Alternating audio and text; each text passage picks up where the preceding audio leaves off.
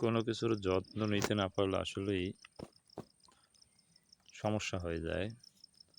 কয়েকদিন যাবৎ কবুতরগুলোর দিকে লক্ষ্য রাখতে না পারায় আজকে খাবার দিতে এসে হঠাৎ করে দেখি কয়েকটা কবুতরের বেশ কিছু পালক পোকে খেয়ে ফেলেছে।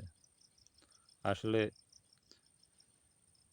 কয়েকদিন আমি খাবার দিতে পারিনি, বাসা থেকে খাবার দিয়েছে, কিন্তু তারা তো আর ওইভাবে খেয়াল রাখতে পারেনি, যার কারণে আজকে আমি আমার কবুতরগুলোর কাছে এসে দেখি যে অনেকগুলো কবুতরেরই পোকা খেয়ে ফেলেছে পালক।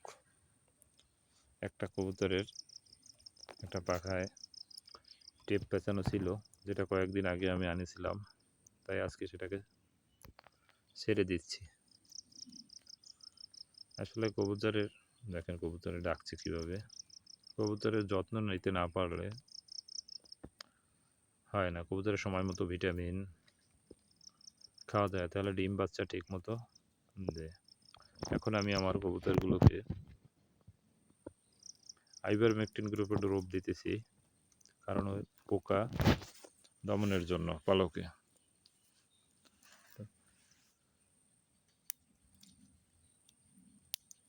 এরপরে একটা পাত্রে পটাশ মিশ্রিত পানি রেখে দেব, সেখানে কবুতর গোসল করলে আশা করি পোকাগুলো চলে যাবে। আসলে কয়েকটা পায়রাকে অনেক বেশি ক্ষতিগ্রস্ত করে ফেলেছে পোকা, তো বেশ কিছু পায়রাকে দিতেছি। পোকা এবং কৃমি দুটাই ভয়াবহ, তাই প্রতি 2 থেকে 3 মাস পর পর কবুতরকে কৃমি ওষুধ দিতে হয়, তাহলে ডিম ও বাচ্চা উৎপাদন ঠিক থাকে।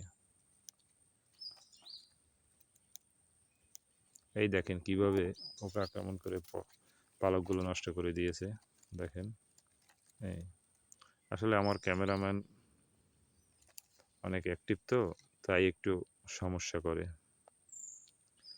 আপনাদের এক সময় পরিচয় করিয়ে দেবো আমার ক্যামেরাম্যানের সাথে।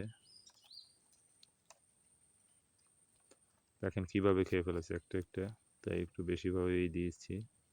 আসলে আর কয়েকদিন গেলে মনে হয় পালকই থাকতো না কবুতরের গায়ে। আমারই ভুল, আমার একটু লক্ষ্য করা উচিত ছিল আরো কয়েকদিন আগে, তাহলে এভাবে ক্ষতিগ্রস্ত হতো না।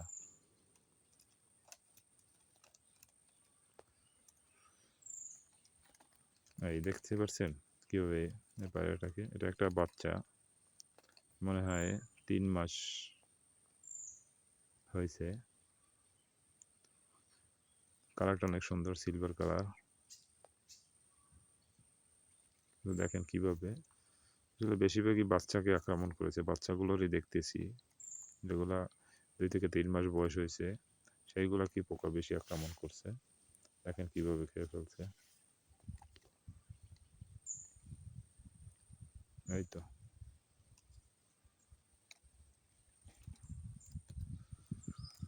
আশা করি আল্লাহর রহমতে চলে যাবে।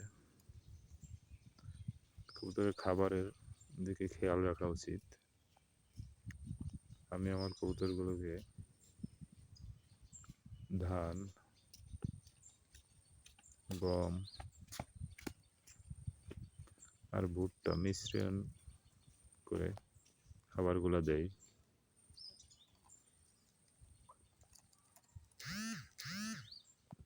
তাতে ডিম উৎপাদন ভালো থাকে। দেখেন এটাকে একটু কম পরিমাণে আটকেছে।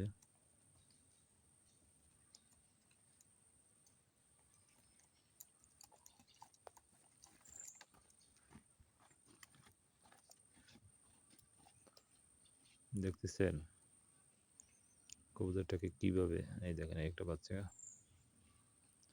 আসলে আমার 4-5টা বাচ্চাকেই বেশিরভাগ আক্রমণ করেছে, তার মধ্যে এই একটা।